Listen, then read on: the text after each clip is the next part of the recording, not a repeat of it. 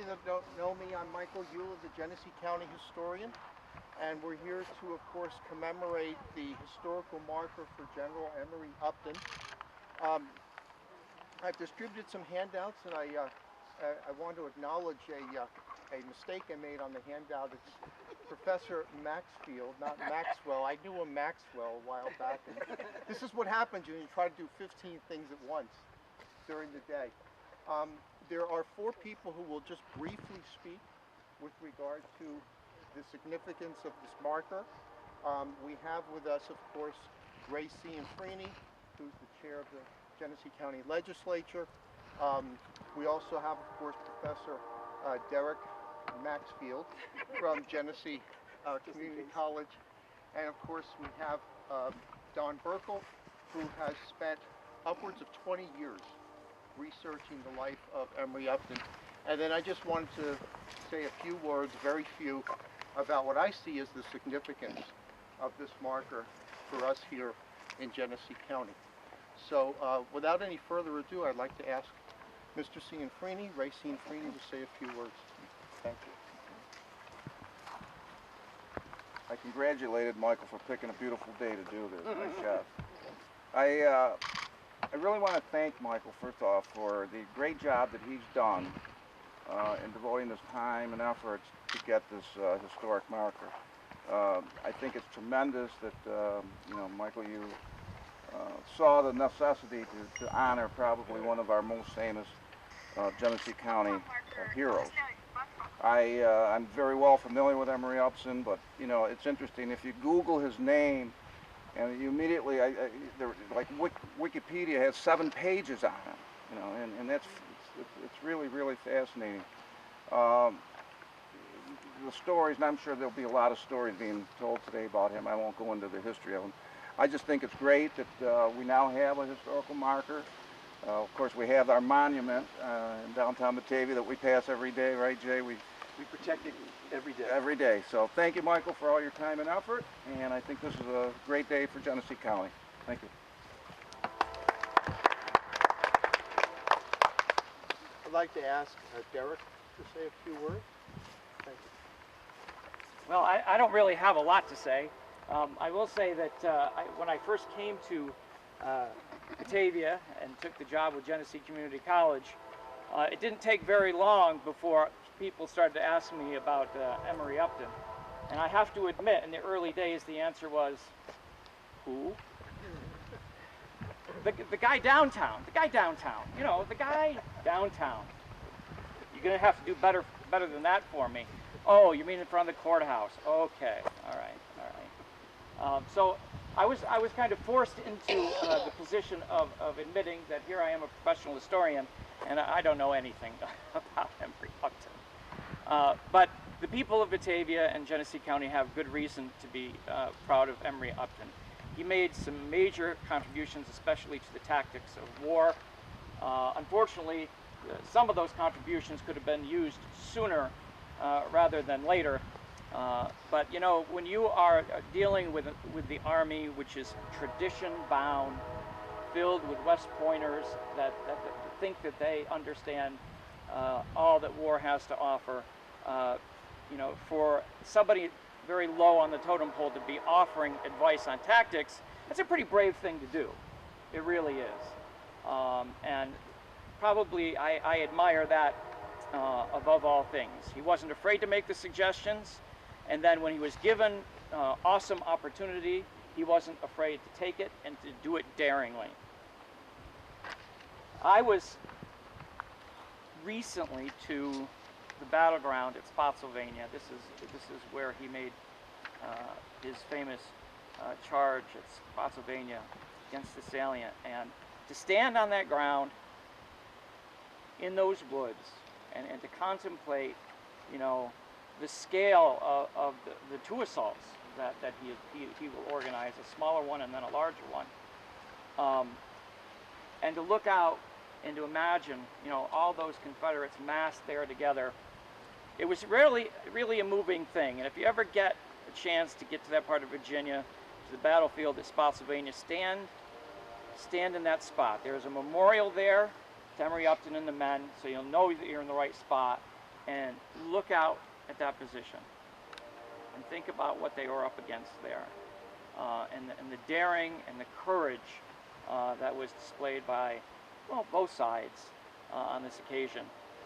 I went out into the field and I stood in the trenches where the Confederates were massed along the salient, and I felt myself pulled to the ground. I don't know why, but looking back at the woods, and it was very, very moving. We were all alone, so it was a very quiet field, you know, and your imagination, I suppose, plays tricks with you at times, especially if you know the scale of the bloodshed that took place here at Spotsylvania. So if you ever get a chance. Mostly what I wanted to say, though, was my deep admiration for our county historian, Michael Eula. Here's a man that hasn't been with us very long, but he's also already made a huge impact, already has had 4 or 5 markers he has helped to arrange for. And I have to admit that when I first heard that Michael was hired, here's a man with a PhD, he's got a JD, he could have gone anywhere, and he chose us. And he chose us to bring his talents here. When heck, he could have had my job. So thank you for not taking that particular opportunity, Michael. I can see it's pretty risky. So I think that we all really owe a debt to Michael for all the work he's done. When the committee met about a year ago to first start talking about this, you know, a small group of us got together and said, you know, it's amazing that this hasn't happened yet. And Michael basically said, I got it. Don't worry, I got it. And that's all we had to do. And he took it from there, and here we are. So I'd like to have a round of applause for Michael Eula, please.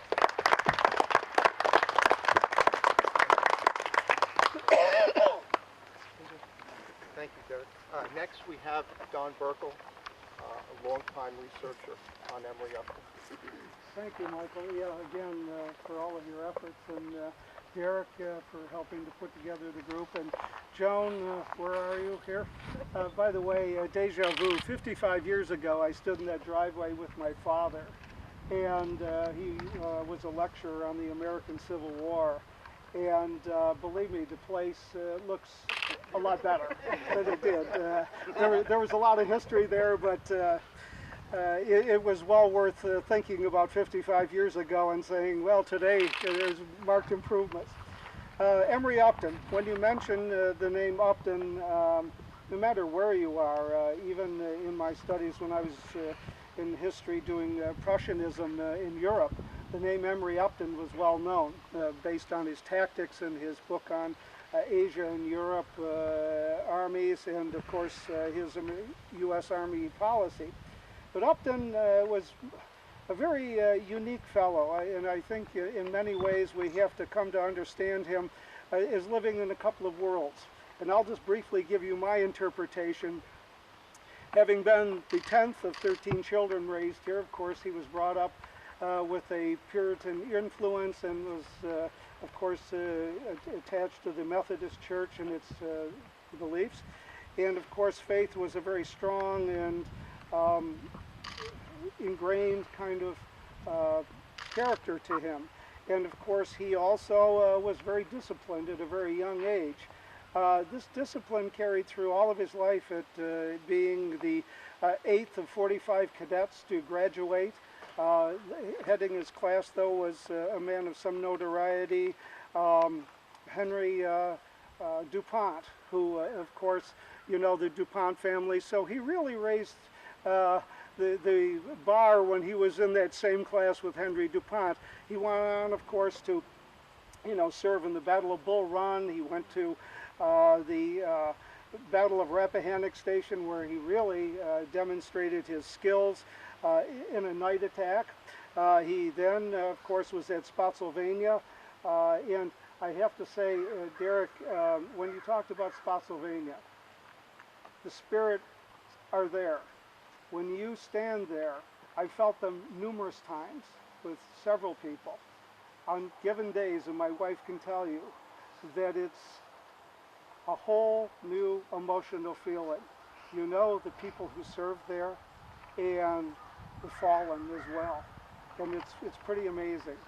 And of course, Upton, having achieved great success there, and of course became a brigadier general at that time at the age of 24. He was the third youngest general in the Union Army. Of course, he went on to Cold Harbor and the Battle of Winchester, where he was severely wounded. And of course, at that time, he came back to Batavia again. And mind you, numerous times throughout his career, he returned to Genesee County in Batavia, New York.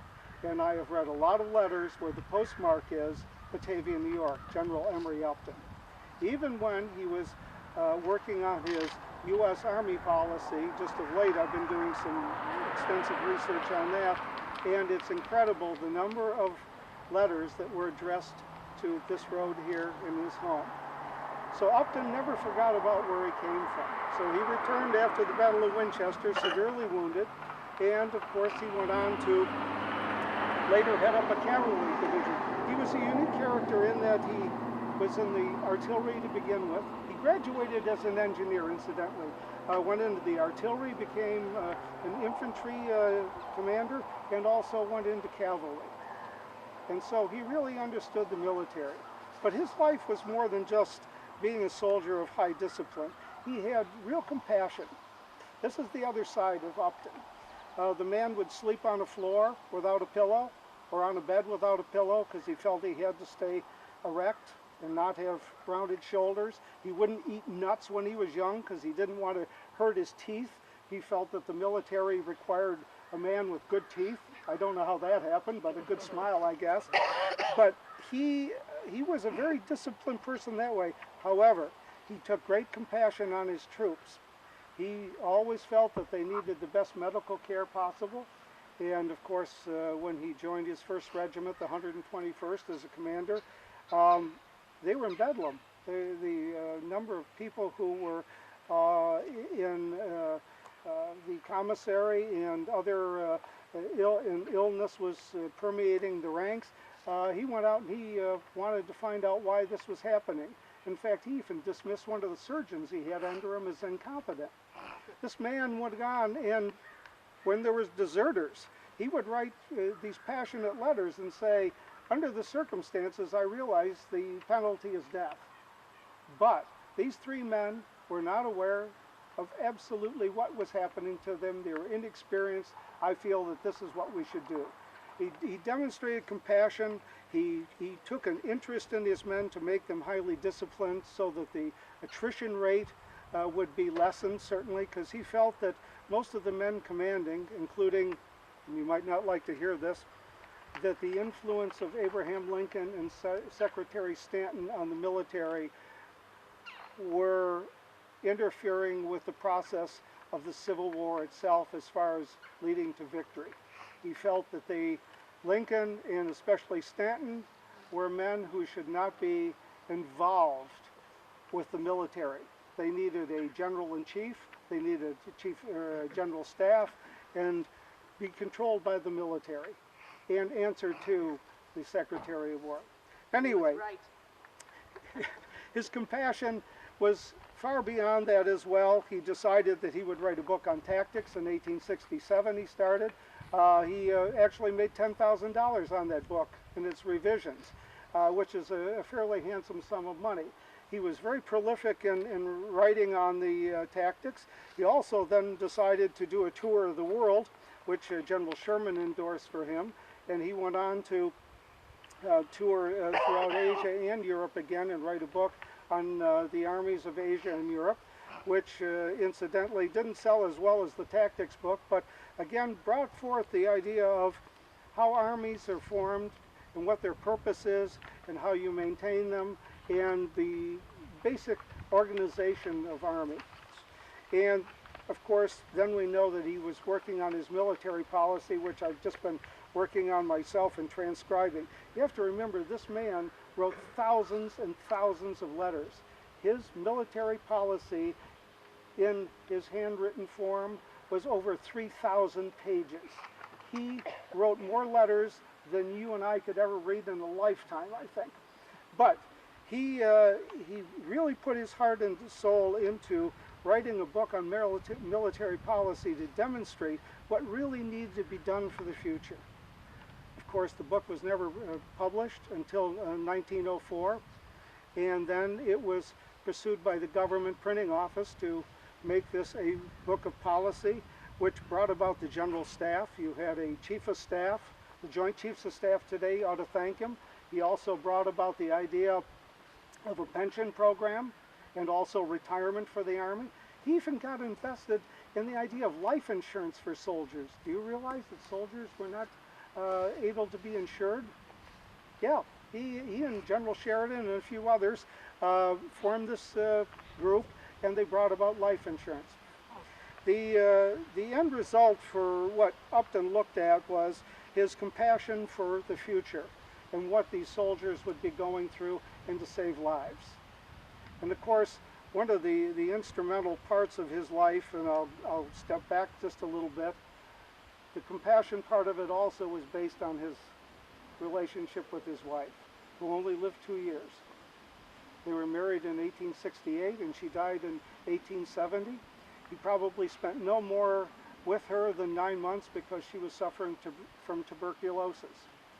And the outstanding thing with this whole part of his life was it changed the minute he met her.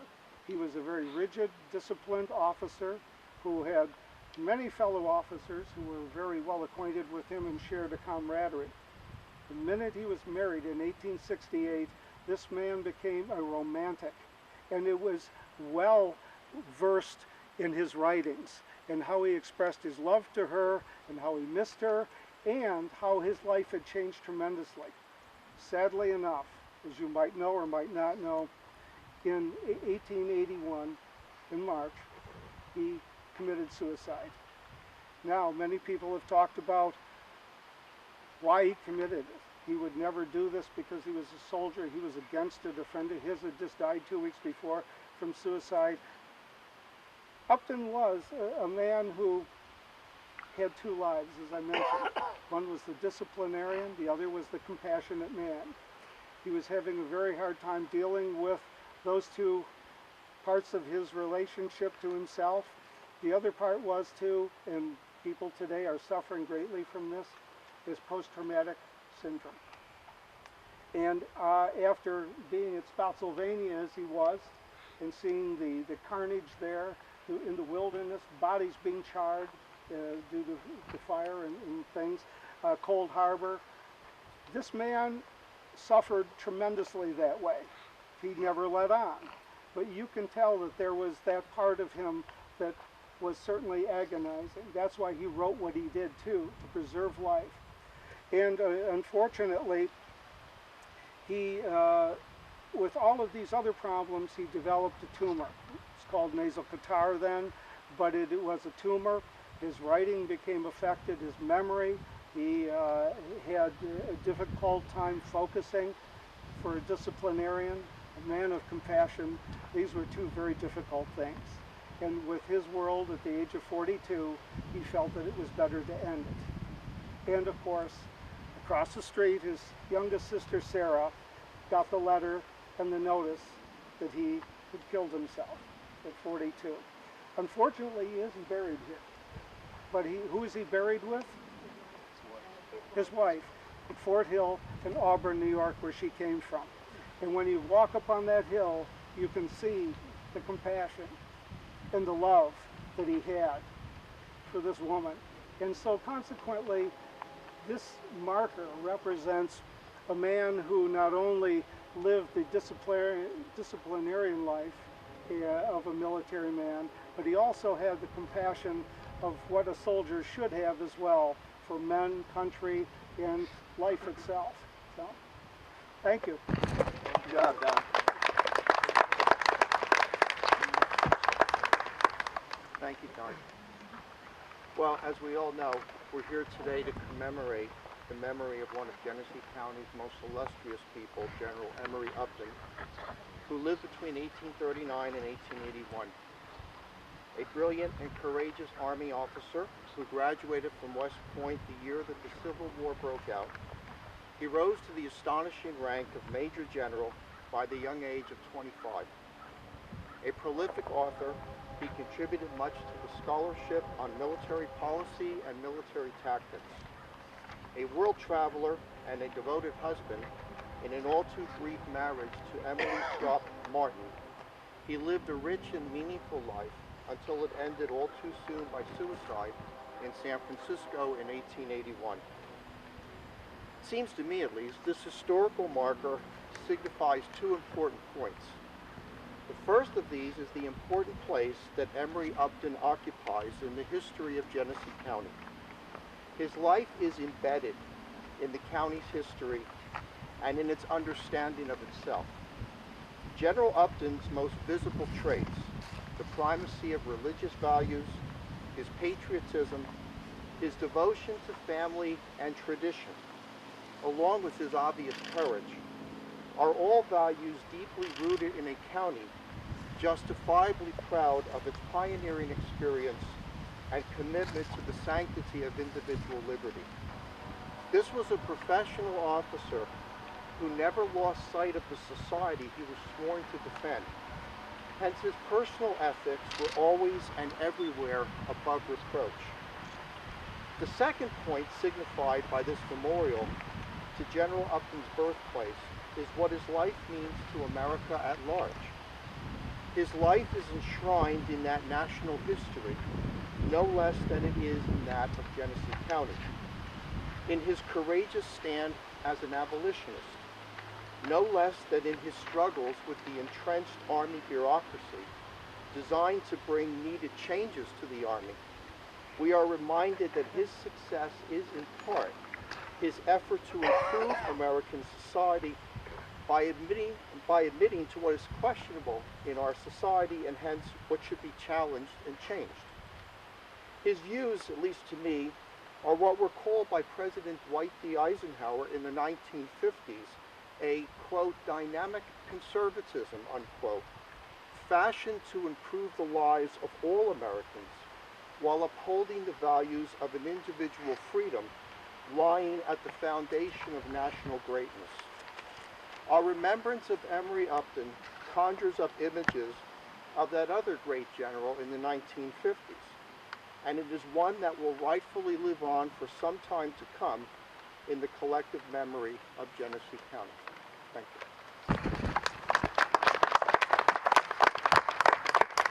Well, I think it's appropriate to ask, does anyone else like to say anything with regard to Emory Upton, the marker that we're about to reveal? All right, with no further ado, we'll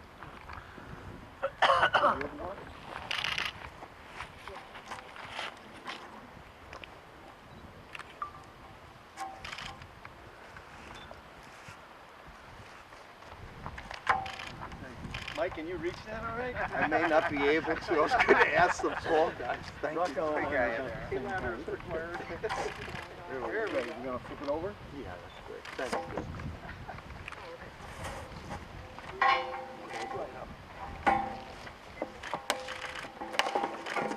There's one side. So when was the house, it says on the window up there 1890. Well, the house was built before that, of course, because in 1821 they were here, they had a cabin, and later on, in probably about the 1840s, it was constructed at the level that this was. In this photo. Yeah. And that's 1871, the 50th anniversary, wedding anniversary of his parents. And you'll notice Emory Upton is standing in the back, and he also has on a modern day tie. Oh, that's him? He did not have his uniform. Which one is him? Right there. Summertime convention. Just next to the woman on the end. Next to the woman on the end, yes. Yep.